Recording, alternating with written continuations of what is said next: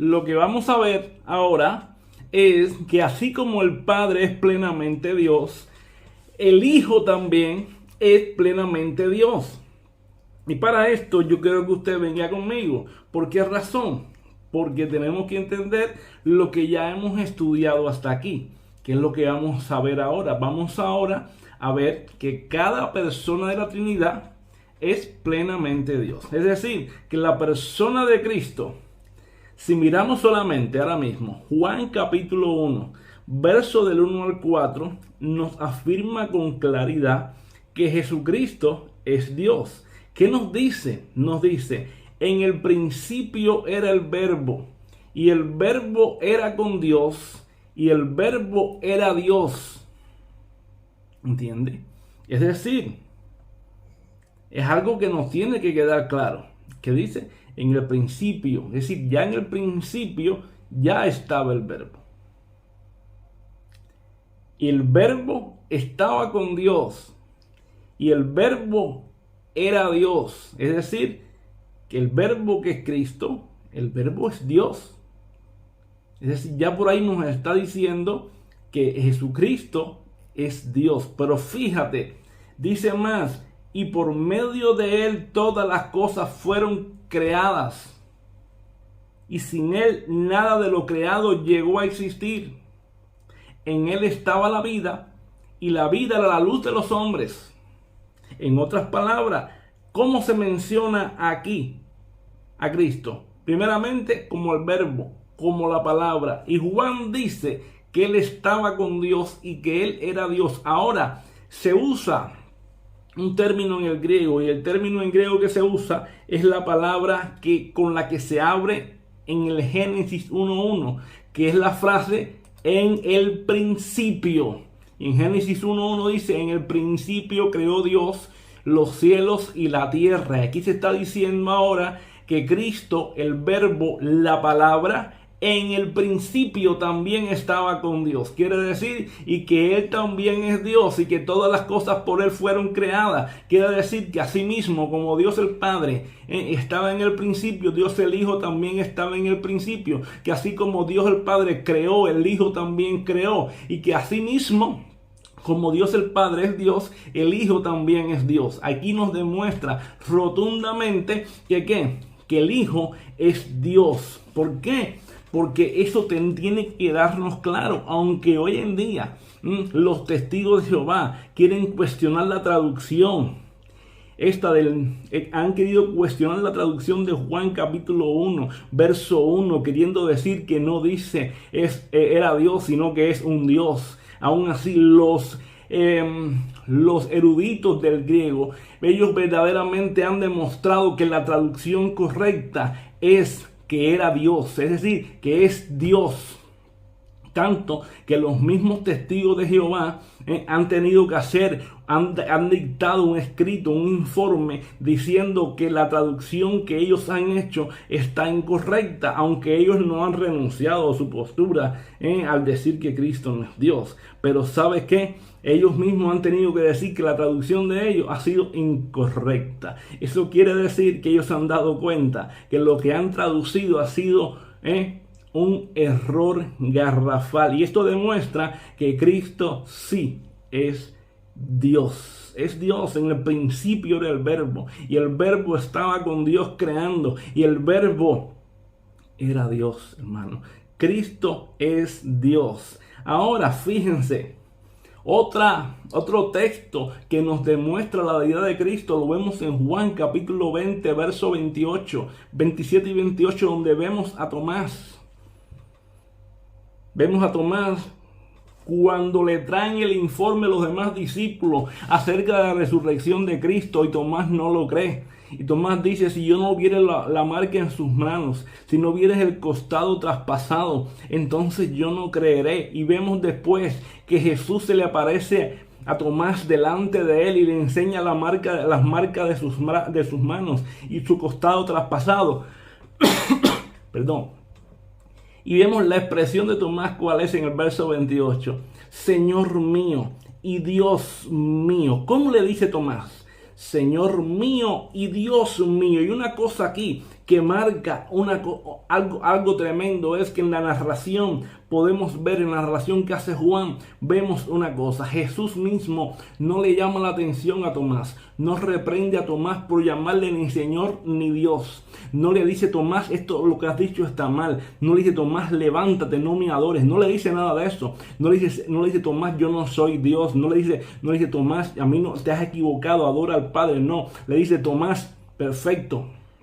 No hay problema, le acepta la adoración, le acepta que le diga también que Él es Dios. Entonces aquí podemos ver claramente que Jesucristo es reconocido como Señor y Dios. Tanto es así que aún Juan pone esta parte de la historia del ministerio de Jesús, la pone en sus evangelios. ¿Y esto qué pasa? Esto es una forma de reconocer también que Jesucristo es Dios. Entonces, otro pasaje de la Escritura también que habla de la deidad de Cristo es Hebreos capítulo 1 verso 3, que nos dice que Cristo es la misma imagen fiel de Dios. Si vamos a Hebreos, venga conmigo a la Escritura, venga conmigo acá. Libro de Hebreos capítulo 1, yo quiero que usted venga, vamos a buscarlo, venga. Libro de Hebreos, mira para acá. El libro de Hebreos capítulo 1 verso 3 dice la Escritura así, mira: el cual siendo el resplandor de su gloria, fíjate, el resplandor de su gloria y la imagen misma de su sustancia, y quien sustenta todas las cosas con la palabra de su poder. Oye esto, dice la imagen misma de su sustancia. ¿Qué dice aquí? El escritor de Hebreos está diciendo primeramente que Él es la fiel imagen de Dios. Él es la fiel imagen. Y la palabra griega es la palabra carácter. Carácter. Quiere decir que Él es la misma imagen. Él es la misma imagen de Dios. Él es la fiel imagen. El mismo es idéntico a Dios. Es decir, Él es el duplicado exacto. Es el duplicado exacto de la naturaleza de Dios, que viene del griego hypostasis. Es decir, que significa que el Hijo duplica exactamente al Padre en ser, en naturaleza. ¿Entiende? Quiere decir que el Hijo es idénticamente al Padre en atributos, en poder, y que el Hijo tiene todo por igual que el Padre. Es decir, en otras palabras, el Hijo es Dios. Tanto es así que si vemos ahí mismo en Hebreos capítulo 1, verso 8 y verso 10, el escritor de Hebreos se refiere a Cristo en el verso 8 como también Dios. ¿Por qué razón?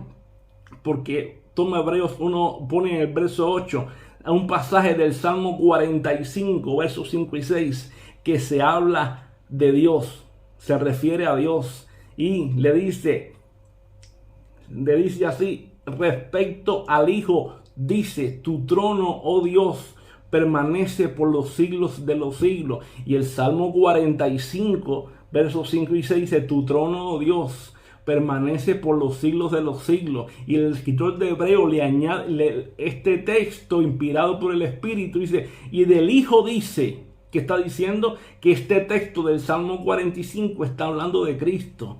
Y del Hijo dice: tu trono, oh Dios, permanece por los siglos de los siglos. Pero si vamos al versículo 10 del mismo Hebreo capítulo 1, el escritor de Hebreo, inspirado por el Espíritu también, le pone a Jesús, dice de Jesús que Él también es creador, que Él es Señor, que estuvo en la creación, que Él es Dios creador. Cuando vamos a Hebreos 10 y usa el texto del Salmo 102, verso 25, cuando le dice así, dice: en el principio, oh Señor, tú afirmaste la tierra y los cielos son la obra de tus manos. Y dice que este texto, cuando escribe esto, se lo afirma a ¿quién? A Jesucristo, el Hijo. ¿Entiende? Y dice: en el principio. Y si miramos a Juan, dice: en el principio era el verbo era con Dios, el verbo era Dios. ¿Entiende? Y aquí el escritor de Hebreo dice: en el principio, oh Dios, en el principio, refiriéndose al Hijo, porque en Hebreos 1:8 que está diciendo, y del Hijo dice: oh, tu trono, Dios, permanece para siempre. refiriéndose a quién, al Hijo como Dios. Aquí tiene que quedarnos claro que el Hijo es Dios. De hecho, el apóstol Pablo en Tito 2:13 dice, se refiere a qué, a como a nuestro gran Dios y Salvador Jesucristo. ¿Entiendes? Nuestro gran Dios y Salvador Jesucristo. De hecho, segunda de Pedro 1:1, el apóstol Pedro se refiere y habla de qué, de la justicia de nuestro Dios y Salvador Jesucristo. Es decir, habla de la justicia de nuestro Dios y Salvador Jesucristo. El apóstol Pablo, hablando de los Romanos, capítulo 9, verso 5, hablando acerca del pueblo judío, se refiere que Cristo viene de ellos, mejor dicho, que de ellos son los patriarcas, es decir, de ellos son los patriarcas, y de ellos según la carne nació Cristo, es decir, de los judíos son los patriarcas y de ellos según la carne nació Cristo, quien es Dios sobre todas las cosas. ¿Te das cuenta? Aquí nos está mostrando rotundamente la naturaleza divina de nuestro Señor Jesucristo. Tremendo, hermano. Gloria a Dios por esto. Gloria a Dios. Qué bueno es el Señor, qué bueno es el Señor. Pero mira, si seguimos ahora mismo al Antiguo Testamento y vamos al libro de Isaías capítulo 9 verso 6, vamos a encontrar un texto mesiánico. En el libro de Isaías 9:6 vamos a encontrar la profecía mesiánica, donde Isaías habla y dice, porque un niño nos es nacido, hijo nos es dado, y el principado sobre su hombro, y llamará su nombre como admirable, consejero, Dios fuerte, Padre eterno, príncipe de paz. ¿Qué está diciendo? ¿Cómo llama a Cristo en este texto? Dios fuerte.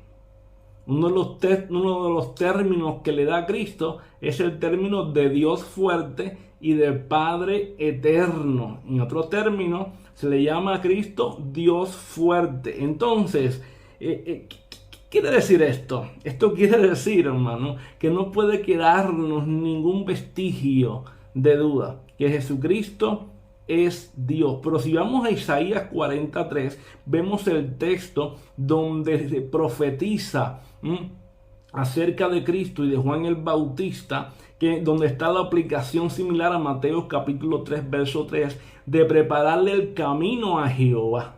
¿Entiendes? De prepararle el camino al Señor, enderezar sus sendas, enderezar su vereda y prepararle el camino al Señor. Y en Mateo capítulo 3 vemos a Juan el Bautista preparándole el camino a Jesús, el camino al Mesías, ¿entiende? Que había de venir. Isaías 43 nos habla de ¿qué? De la profecía de la venida del Mesías, y que vendría el mensajero delante de él preparando el camino.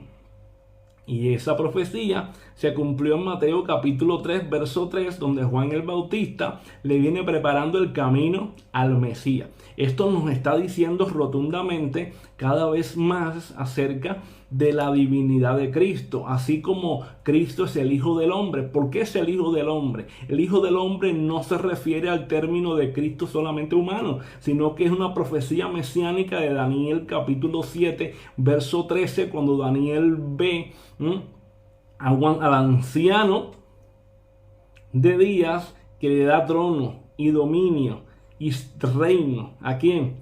A uno semejante a un hijo de hombre que viene a establecer un reino. ¿Entiendes? Por eso cuando Cristo le dice al sumo sacerdote, le dice, porque el Hijo del Hombre vendrá en las nubes del cielo con poder y gran gloria, el sumo sacerdote dijo, blasfemia dice, y se rasga la vestidura, porque en ese momento Jesucristo estaba diciendo, yo soy Dios, yo soy Dios. Y el sumo sacerdote sabía que se estaba refiriendo a una profecía mesiánica, una profecía de que Jesucristo estaba diciendo, yo soy el Mesías, yo soy Jehová, yo soy Dios. Entonces Jesucristo, hermano, es Dios. Y para completar y cerrar, como digo yo, con la divinidad de Cristo, de la segunda persona de la Trinidad, tenemos que completar con las palabras del apóstol Pablo, cuando dice que en él, en Cristo, habitó toda la plenitud de la deidad.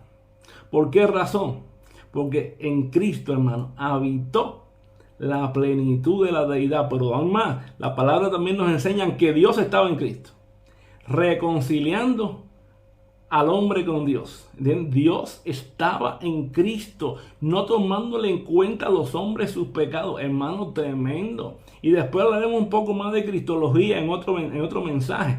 No voy a tocar el tema ahora, voy a otro mensaje, otro estudio que subiré. Hablaré bien de lo que es cristología, pero ahora no. Pero fíjense, Dios estaba en Cristo y en Él habitó toda la plenitud de la deidad. De hecho, cuando Jesús decía, mi Padre y yo no somos, la palabra mi Padre y yo, Él se estaba igualando a Dios. No es que se está igualando, no, es que estaba diciendo, yo soy Dios. Por eso en Juan capítulo 10, verso 30 al 36, si usted lo lee, Jesús le dice, mi Padre y yo no somos, yo soy hijo de mi Padre. Los discípulos, mejor dicho, los judíos cogían piedras para apedrearle. Y Jesús le decía, ¿y por qué ustedes me quieren apedrear? Estoy parafraseando el texto, por buena obra. Y él decía, por buena obra no te apedreamos, sino porque tú siendo hombre dices ser Dios. ¿Entiendes? Porque la palabra mi Padre, un judío decía, mi Padre estaba diciendo yo soy Dios, yo soy igual a Él, yo tengo la misma esencia, la misma naturaleza. Por eso es que cuando Jesús enseña a los discípulos a orar, Él no les dice, ustedes oren así, ustedes oren, no oren como yo, no oren como mi Padre, oren como nuestro Padre. ¿Por qué? Porque un discípulo, un judío cuando decía nuestro, ¿cómo debe orar? Como nuestro, no como mí. Porque la frase mí significaba igual de naturaleza, igual a la persona, ¿entiendes? Entonces nuestro hacía una diferencia en qué, en que yo estoy aquí, soy humano y tú eres divino. Nuestro, tú eres nuestro, eres nuestro. Es decir, yo no soy divino, yo soy tu hijo y tú eres padre. Entonces ahora cuando Cristo decía mi Padre y yo uno somos, estaba diciendo yo soy Dios. Yo soy Dios como el Padre, yo soy Dios en naturaleza como Él.